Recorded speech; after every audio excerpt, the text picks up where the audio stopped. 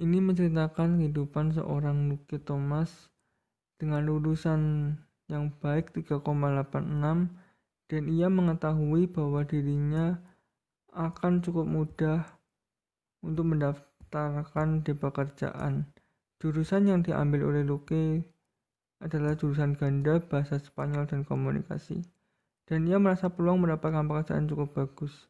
Dan di mana di hari itu dia mendapat wawancara dengan sebuah perusahaan akuntansi besar yang ingin mempekerjakan seorang di departemen sumber daya manusia mereka. Posisi ini membutuhkan kecakapan dalam dua bahasa. Dia terbang ke Denver untuk mewawancara tatap muka pertama dengan Roberto Hernandez sebagai Direktur Sumber Daya Manusia. Wawancara akan menjadi salah satu yang akan diingat kedua pria untuk beberapa waktu. Buenos dias, kata Luke. Selamat pagi, kata Roberto. Maksud saya Buenos diasumsikan kepada Anda, Tuan Hernandez. Jawab Luke. Sudah. Ketegangan awal mereka mulai mereda dan Luke merasa bahwa Roberto akan menjadi bos masa depannya. Roberto menyebutkan, tolong, aku harap penerbanganmu semalam baik-baik saja. Saya tahu tahun ini bisa sedikit bergelombang terutama di atas Rockies. Oh, bagus sekali. Saya suka terbang. Hari ini saya mendapat kesempatan untuk menonton film yang belum saya tonton. Secara pribadi saya suka film saat saya terbang. Itu mengalihkan perhatian saya dari kebisingan yang lain, dari pembicaraan yang keras. Jawab Luke. Perpindahan itu berlanjut tentunya agak sulit gelisah, tetapi menyadari bahwa kecakapan berbicaranya melambat agar sesuai dengan pewawancaraannya. Namun Luke masih merasa canggung karena dia tahu persis kapan Pak Hernandez akan mengubah topik pembicaraan dari terbang ke pekerjaan. Roberto mulai berbicara lebih jauh tentang kedua putranya yang kedua yang suka terbang seperti kamu. Aku suka terbang. Roberto bercerita, namun istri saya adalah cerita yang berbeda. Saya berharap dia memiliki sikap yang sama seperti Anda. Luke menjawab, hei, mungkin dia hanya kejantangan. Tetapi aku tidak pernah takut untuk terbang. Roberto dikejutkan oleh penggunaan istilah kejantanan oleh Luke. Apakah dia menyesuaikan pidatonya dengan ke bahasa Spanyol hanya karena Roberto orang Meksiko? Sebagai wawancara, ia tahu bahwa calon pekerja yang menjadi gugup dan mungkin ini hanya sebuah kebiasaan gugupnya. Tentu saja itu tidak luput dari perhatian dari bos Roberto bahwa Luke berbicara dalam bahasa Spanyol kepada seseorang pria Amerika Meksiko yang kebetulan memiliki aksen yang kuat. Namun dia tidak ingin membuat apapun darinya. Aku percaya kamu datang ke sini dengan banyak pertanyaan ke Luke. Mari, saya mulai dengan menjawab satu yang belum benar-benar kita bicarakan melalui telepon. Gaji Anda. Esbin, tidak apa-apa. Saya hanya perlu tahu lebih baik tentang pekerjaan dan yang apa yang terlibat. Kami bisa mendapat gaji sedikit nanti jika Anda mau. Jawab Luke.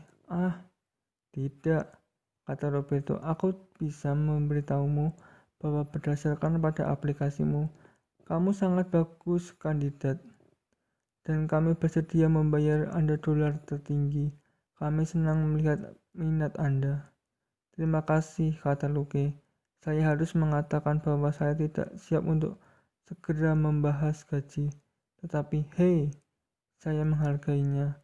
Mukas gracias, katanya sambil sedikit tersenyum.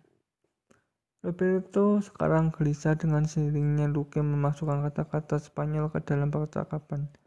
Dia bisa menangani salam awal setelah semua dia telah memprakarsai itu.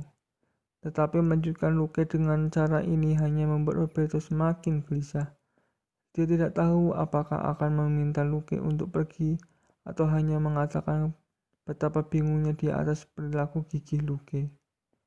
Tentu saja, ia dapat melihat untuk tetap diam dan mengirim Luke surat penolakan. Roberto memutuskan untuk menghadapi mahasiswa muda sebagai gantinya. Luke, aku kaget dengan maksudnya bahasa Spanyolmu yang aneh. Saya menyadari bahwa Anda sedang mewawancarai seseorang Chicano, dan saya tahu saya mulai dengan sambutan yang ramah dalam bahasa Spanyol. Tapi terus terang, ini agak banyak kan? Mungkin saya sampai di sini, tapi itu. Roberto menatap calon pekerja muda itu. Pak Hernandez, Luke menjelaskan, maaf, saya menyinggung Anda. Saya menyadari bahwa saya membobol bahasa Spanyol dan jujur dengan Anda, ya saya kira itu tidak pantas. Saya menggunakan bahasa Spanyol untuk menunjukkan rasa hormat kepada Anda. Untuk menunjukkan bahwa saya dapat menenun bahasa Spanyol ke dalam percakapan kami. Saya benar-benar minta maaf jika saya tidak pada tempatnya. Luke sangat gugup. Dia tidak yakin apa yang dia katakan Tuan Hernandez selanjutnya. Dia marah pada dirinya sendiri karena terdengar seperti orang idiot dan berasumsi bahwa dia telah kehilangan pekerjaan. Mungkin dia telah berusaha terlalu keras untuk beradaptasi dengan wawancaraannya. Mungkin wawancara adalah tempat terburuk baginya untuk menunjukkan kelancaran berbahasa Spanyol. Mungkin dia salah membaca situasinya. Dengar, kata Roberto. Oke, saran Roberto, saya sudah ada firma ini hampir 15 tahun. Saya telah melihat orang-orang datang dan pergi. Saya ingin menjadi salah satu dari mereka yang datang dan tinggal. Saya harap Anda tidak terlalu kesal dengan ini. Saya tahu bahwa saya harus memulai dengan salam tradisional dan ever. Dan saya pikir Luke menyela bahwa saya harus tutup mulut dan tidak berpura-pura. Beberapa ahli dalam bahasa asing. Sungguh, aku minta maaf tentang ini. Roberto tersenyum. Sekarang mari kita lanjutkan dengan sisa wawancara ini.